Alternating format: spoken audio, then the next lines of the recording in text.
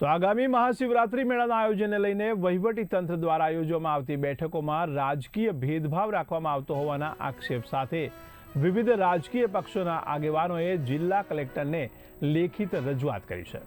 આવેદનપત્રમાં જણાવ્યા અનુસાર 1990 થી 2025 સુધી શિવરાત્રી મેળાના આયોજનની તમામ બેઠકોમાં તમામ રાજકીય પક્ષોના પ્રમુખોને આમંત્રિત કરવામાં આવતા હતા, પરંતુ આ વર્ષના મેળાના આયોજન માટેની એક પણ મીટિંગમાં ભારતીય જનતા પાર્ટી સિવાયના અન્ય પક્ષોને બોલાવવામાં આવ્યા નથી।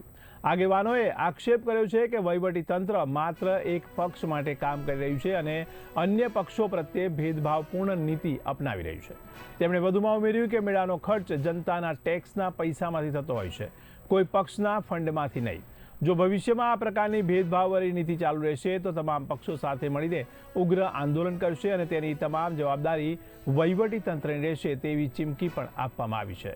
આગેવાનોએ સૂચન કર્યું છે કે હવે પછીની બેઠકોમાં કાં તો તમામ રાજકીય પક્ષોને આમંત્રણ આપવું અથવા કોઈપણ પક્ષના આગેવાનોને બોલાવવા નહીં।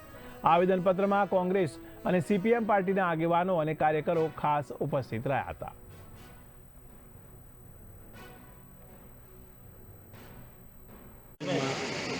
જી લલિતભાઈ, જે મહાશિવરાત્રિનો મેળો આ વખતે જે આયોજન થઈ રહ્યું છે મિની કુંભ, ત્યારે આપણે જોઈએ કે 1990થી અત્યાર સુધીમાં આપણે 25 સુધીમાં જે અહીંયા કલેક્ટર કચેરી ખાતે જે મિટિંગો કરવામાં આવતી ત્યારે વહીવટીતંત્ર દ્વારા તમામ પક્ષ છે એમને આમંત્રણ આપવામાં આવતું અને અગાઉ જે બેઠકો થાય છે એમાં બોલાવવામાં આવતા, સંસ્થાઓને બોલાવવામાં આવતી। એમને બદલે આ વખતે આપણે જોઈએ કે કોઈ પણને આમંત્રણ નથી આપવામાં, અગાઉ કોઈને બોલાવવામાં નથી આવેલા।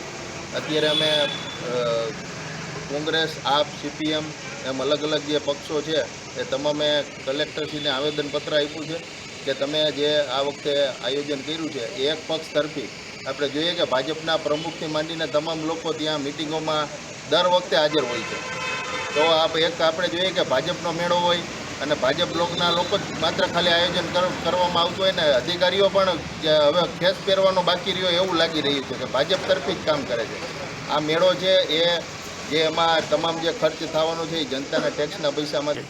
પણ આ વર્ષે એમ કે મિની કુંભ મેળાના નામ આપે સરકારશ્રીએ ભાજપનું જે કાર્ય કરવું જોઈએ, ભાજપનો જ પ્રચાર કરવો જોઈએ। અહીંયા એક પરંપરા રહી છે વર્ષોથી કે આયોજનની અંદર સર્વ પક્ષીને બોલાવવામાં આવે, સર્વ સંસ્થાને બોલાવવામાં આવે, એને વિશ્વાસમાં લેવામાં આવે। વિરોધ પક્ષના નેતા નગરપાલિકાના લલિતભાઈ હોવા છતાં એને કોઈ પણ જગ્યાએ એને સ્થાન આપવામાં આવ્યું નથી।